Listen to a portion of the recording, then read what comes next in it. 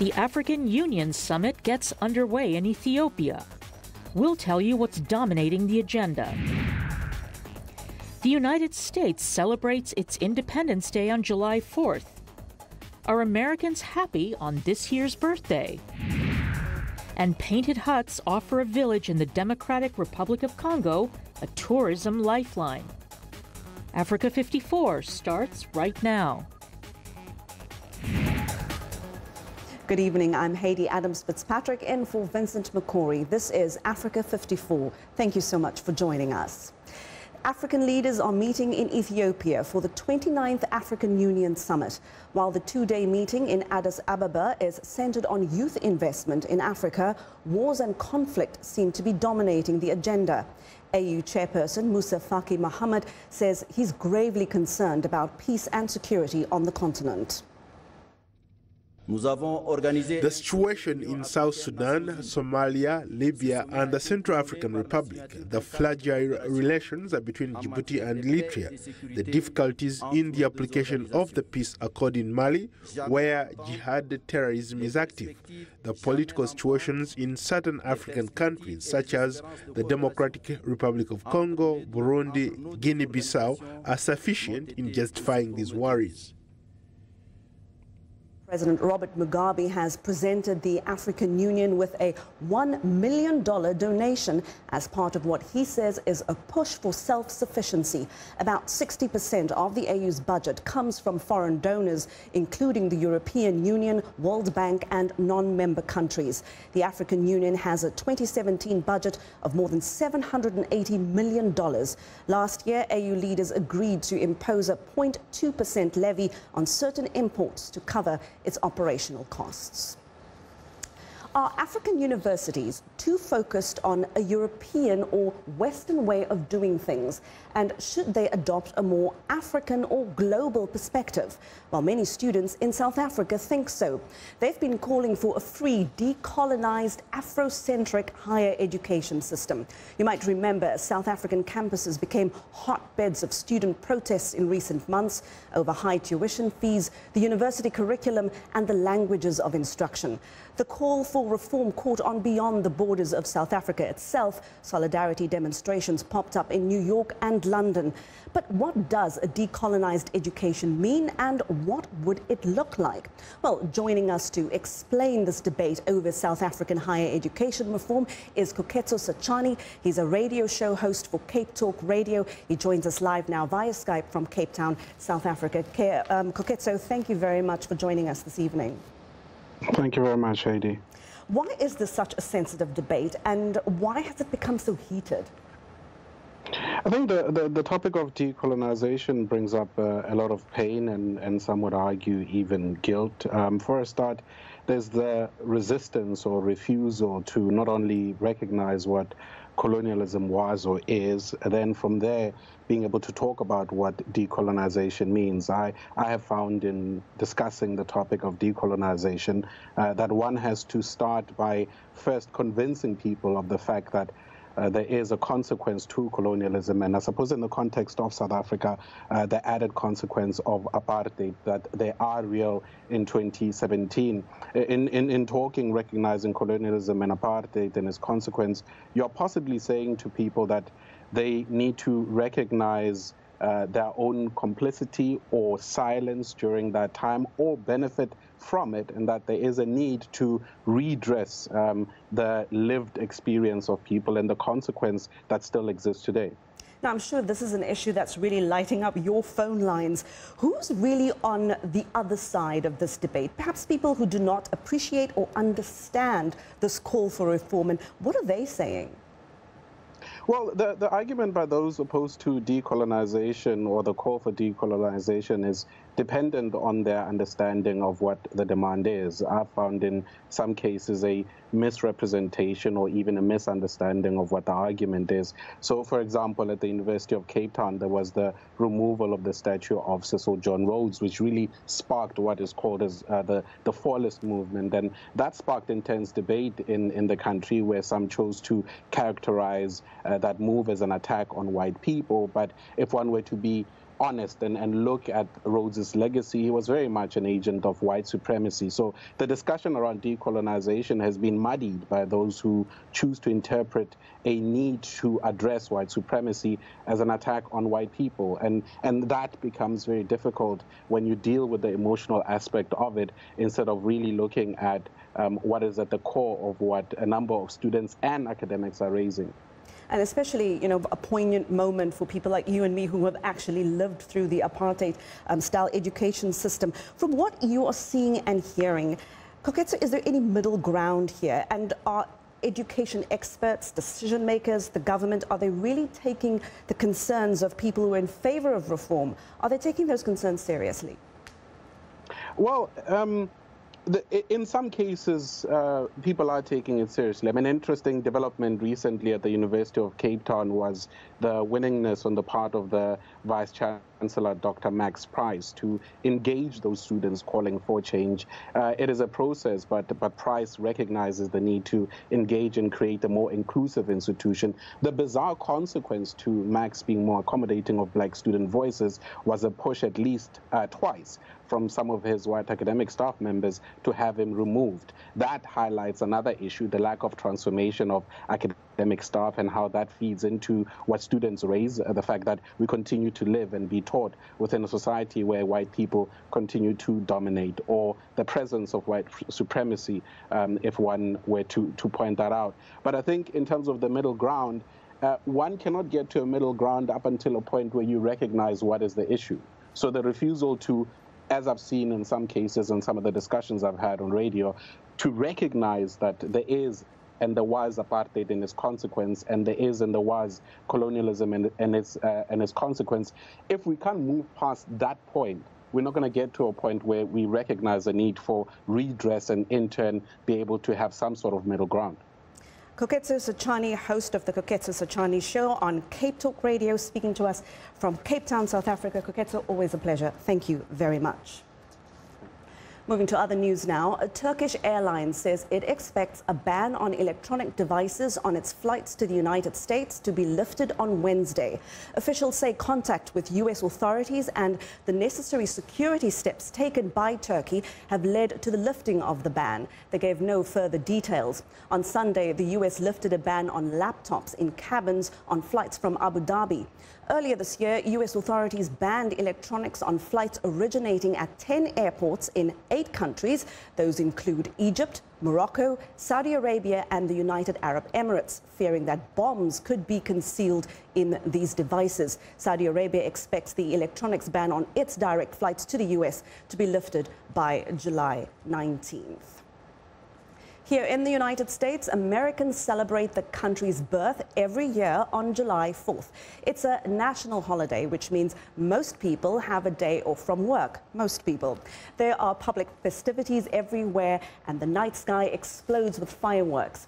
VOA's Arash Arabasadi asks people on the National Mall in Washington, D.C. if this is a happy birthday year for the nation and how they plan to celebrate. Much of this area will be secured for America's birthday concert on July 4th. The big show, however, is in the sky. Fireworks! Fireworks reminiscent of the war when Americans united fought for the new nation's independence from Britain. But less than 6 months into President Donald Trump's administration, political issues and divisions are on many Americans' minds. The president is very rough in his character, and we are not making peace right now between both parties, the Republican and the Democrats. Trump is doing enough behind the scenes and getting things together, and more people are, I think, starting to see positives that are happening, and I hope that in a few years this whole nation starts getting together. You got both sides, battling, and things are good, overall, for most Americans. Independence Day is a celebration of the American dream. I believe the principles of a free nation still holds good, and here you have what you envision and what you endeavor, you can always accomplish. That makes this nation so special. I think this country at this moment is great, and it's very peaceful, and people really enjoy their life here. When you look at the national opinion, people think that the country is not going well. But until they compare what is happening to the rest of the world, then they will know that the country is doing well. In the end, America's birthday is a national holiday. So I get a day off, so I'll take it as a happy birthday, a day off to relax. So yeah, I don't know about America. All I know is that I'm glad to be here. It's amazing food, an amazing place. I love the fireworks, the many things that we've created. I'm just glad to be here. July 4th here is an outdoor party with a parade, bands, and of course, fireworks. Arash Arabasadi, VOA News, Washington. Well, we want to know what you think about Africa 54 and the stories we cover here. Join the conversation on Facebook. The address there, Africa 54. And please do check out our headlines 24/7 on voaafrica.com. Coming up, how simple malaria intervention in African schools can lead to big improvements in students' performance. That's next.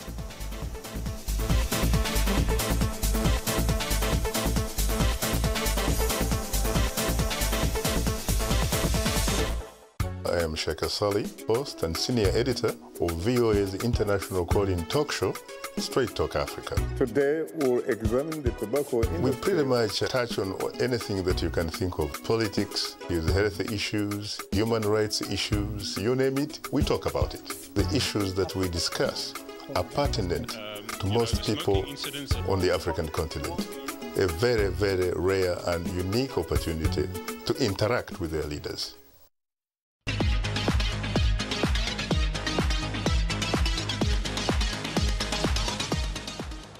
Welcome back. New research suggests that the ability of children in Africa to perform well in school could be dramatically improved through basic malaria education and treatment. While malaria is less deadly among older children, infections can impact a child's ability to concentrate. Henry Ridgewell has our report. Are you taking food? Most malaria prevention programs focus on the under 5s, but infection is often higher among school children who have developed a level of immunity and are less likely to die from the disease. Many school children continue to harbour malaria parasites without displaying any symptoms of the disease. Left untreated, the child's health often deteriorates. The malaria parasites destroy the red blood cells, and as a consequence of that you get chronic anemia in children. Generally, children who are anemic feel weak, they're tired, they're generally lethargic, they're going to be less active and less fully engaged. The malaria prevention research involved nearly 2,000 school children in Mali. It was led by Save the Children and the London School of Hygiene and Tropical Medicine, alongside the National Institute for Public Health Research in Mali. Around half the children were given a malaria control package delivered by their teachers, which included prevention education, insecticide-treated nets and anti-malarial treatment. Malaria infection rates fell from 80% to just 5%, and cases of anemia were almost halved compared to the control group. And that the children's capacity to pay attention for longer was increased. Save the Children has helped expand the programme to 400 schools in Mali. It's the second African country to host the trial. So the first study was done in Kenya, an area of year-round transmission. This study was done in Mali, an area where the malaria concentrated in just a few months. And the fact that we saw similar results in both settings would suggest that where malaria is a significant problem and the levels of infection are high, then you might expect to see similar impacts in other settings. Aid workers say preventing anemia in Malian schoolgirls is particularly important because of high teenage marriage and pregnancy rates. Anemia during pregnancy can lead to a low birth weight and a higher risk of child mortality. Henry Ridgewell for VOA News, London.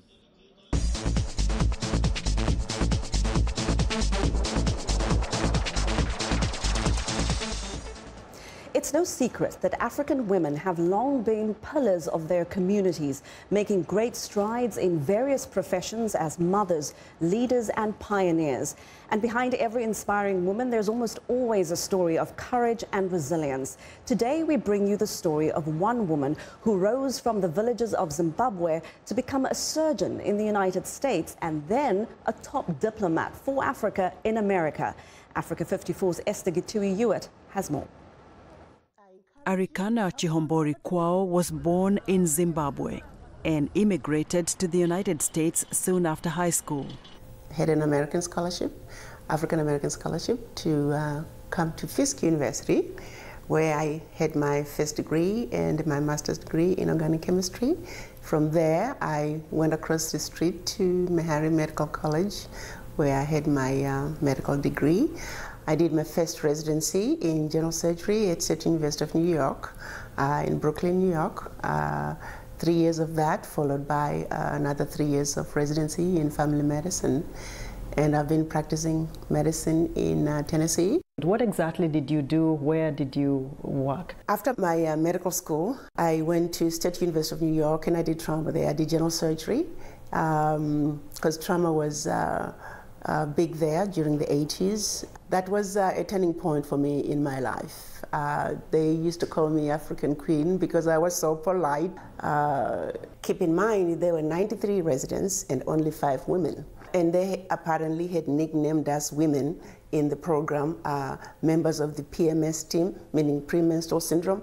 So whenever the men had a woman in their team, which was usually one, they'll complain about having a member of the PMS team. Did you feel bullied? Did you feel you did not quite fit? I have always accepted the fact that I'm in another country. I'm here to keep my eyes open and learn and be receptive. So I never quite looked at it as bullying, but rather I appreciated what it was and I found my way to go around it.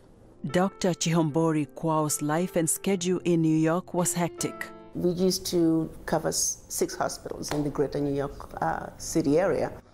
And you never knew from one month to the other which hospital you're going to be or what service you're going to be, general surgery versus tumor surgery, oncology versus ENT, orthopedics. So you just check last day of the month where you're going to be, and you never knew who you were going to be with that month. So let's go to the operating table and tell us what you did when you were there. What kind of patients came and how did you deal with that? Well, in the 80s, trauma was big in New York City. And so we saw a lot of trauma cases. It wasn't a matter of whether or not there was a gunshot wound, it was how many stabbings, how many jumpers. So it was a lot of trauma. It wasn't long before the young surgeon reinvented herself as a family physician. And I decided to check into a local family practice program. And that's when I discovered myself. I was really in my element. I am a people person. I enjoyed the time and the encounters I had with my different patients, and I decided to go on. The doctor-turned-diplomat explains the difference between the two medical fields. General surgery, if you come in and you have right upper quadrant abdominal pain, most likely it's your gallbladder. If I do find out that it's your gallbladder, I go in, I take it out, goodbye, see you later. Family medicine, on the other hand, it's not just about you. It's about everything about you, your environment, your family members, your children, your workplace. It's all about you. Being a doctor is the only profession that a total stranger walks into your exam room and you walk in and you say, take off your clothes, I'll be right back. And when you come back, the patient is naked. That's how people are ready to really open up to you. Dr. Chihombori waved goodbye to the medical field last December to accept a position as the African Union ambassador to the United States. For me, coming to Washington, D.C., my biggest fear was joining the team of African ambassadors, the majority of whom are men. But to my surprise, extremely well received, and the ambassadors have been very gracious and welcoming. So I'm very grateful for that. So how do you relate on a day-to-day basis with the African ambassadors here in the United States? Well, I am still in the process of doing my courtesy visits to all of them. We meet once a month, the African Ambassadors Group, and we discuss issues to do with us. And so we are hoping that in due course we continue to meet and discuss issues that are pivotal to the continent. Dr. Arikana Chihombori Kwao, an African woman achieving excellence, proving that there is no dream too hard to attain. Esther Githui-Ewart, VOA News, Washington. An accomplished life indeed. We're going to take a short break, and when Africa 54 returns, we'll take you to a DRC village where art is offering a tourism lifeline. We'll be back in a moment.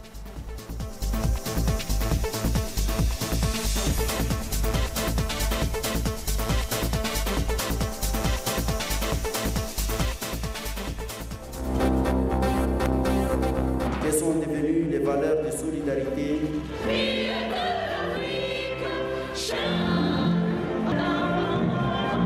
There are concerns about the possible outbreak of violence.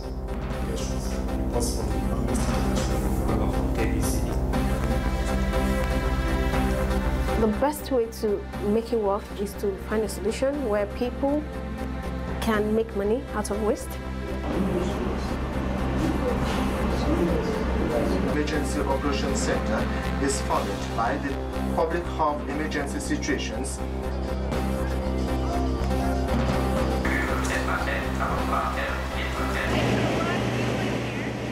I mean, this is why. The kids. This is the whole reason.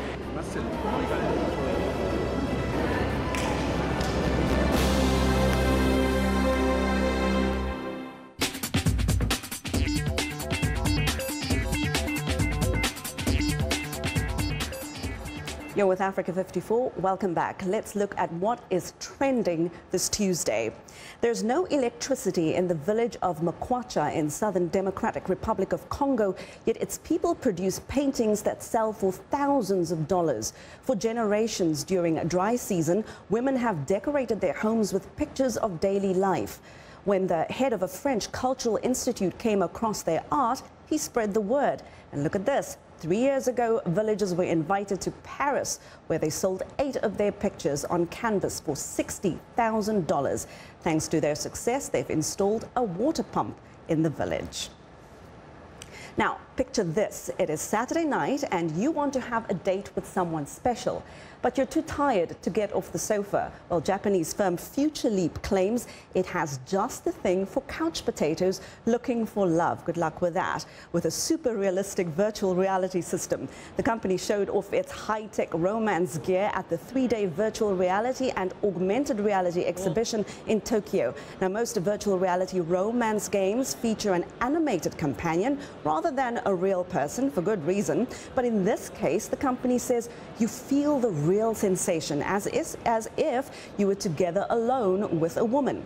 This type of realistic sensation is becoming the main trend in virtual reality technology. That is the height of laziness. And finally, technology has transformed London's Bird Street into a smart shopping hub that's also good for the environment. The Dandy Labs selfie mirror is fun for customers, but it also provides data on what clients may be interested in. Visitors can discover everything from pollution-absorbing paint to an air-cleaning bench and electricity-generating pavement. In a bustling city like London, we all know air quality is always a problem, and Bird Street could help provide a haven from the fumes. One green initiative is an energy-producing pavement that creates electricity as you walk. You can also interact with the technology via a range of apps that offer incentives to get people to go to the area. And that is what is trending. Now, each year, the U.S. National Archives organizes events marking the 4th of July. And this year, they've prepared an especially fitting exhibition. Entitled Amending America, it is a story about thousands of failed attempts to change the U.S. Constitution. That's the fundamental principles and precedents by which America is governed. VOA's Nicoletta Illich recently caught up with National Archives curator Christine Blackaby. The United States Constitution embodies a simple, far-reaching concept, recognizing that people's rights are granted directly by the Creator, not by the state, and people only then grant rights to the government. Nothing like it had been done before. America's founders believed that a government made up of imperfect people exercising power over other imperfect people should possess limited powers.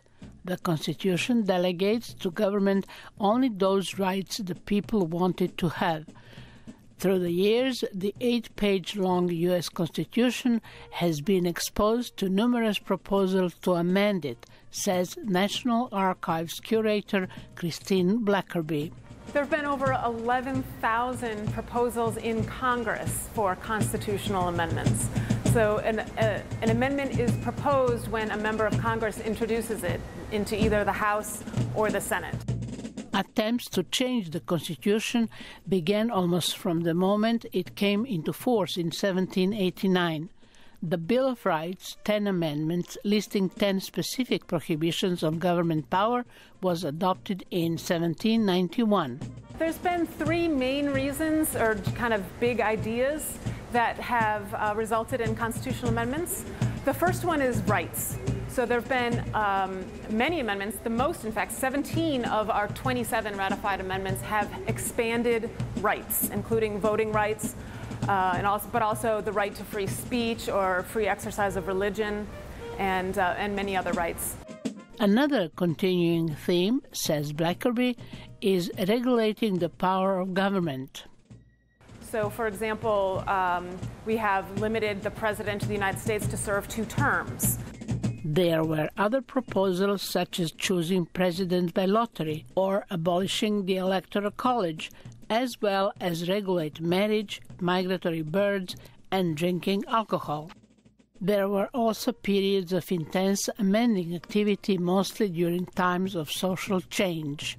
The biggest number of proposed amendments is related to the Equal Rights Amendment adopted by Congress, but not by all U.S. states. None of the subsequent 1,100 proposals to incorporate it into the Constitution worked, says Blackerby. That 3/4 of the states have to ratify it. So although the Equal Rights Amendment passed Congress by a 2/3 vote, it failed to be ratified by the states and is not part of the Constitution. History has proven that it is hard to make a constitutional change, which Blackerby says is a good thing.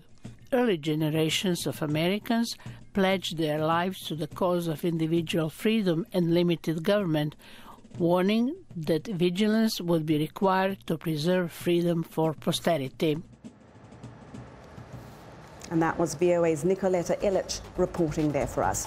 And that is our show for today. Be sure to watch Africa 54 on our website at voaafrica.com. For more news, please tune in to VOA's evening radio show, Africa News Tonight, at 1800 UTC, and in the mornings to Daybreak Africa between 0300 and 0600 UTC, Monday through Friday. From our team here in Washington, thank you so much for watching. Have a very good night.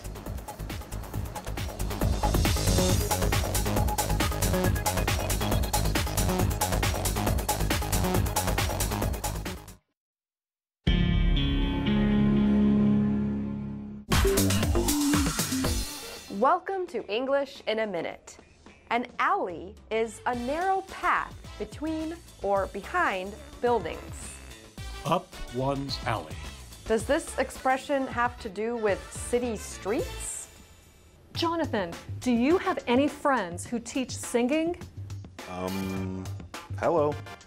I am a singer. You are? Oh, awesome. Do you